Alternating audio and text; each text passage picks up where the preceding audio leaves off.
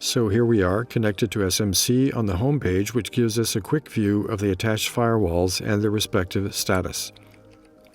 By clicking on Create a Firewall, I enter the wizard to attach a new firewall in SMC.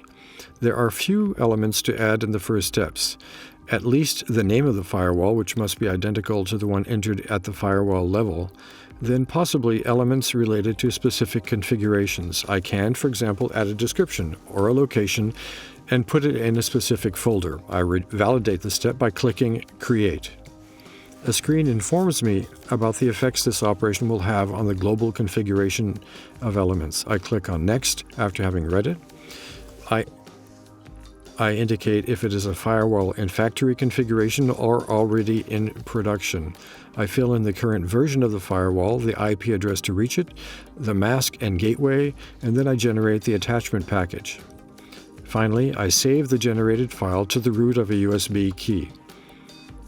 We can see on the monitoring screen that our firewall has been created, but that it is currently in, quote, never connected, unquote, status.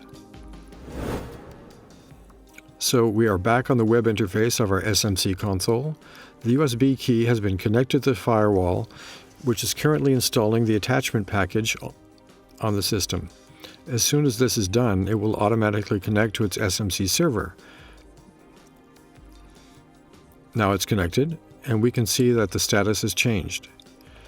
We can now configure it from SMC, or even use the proxy mode by clicking on this button to connect to the firewall interface.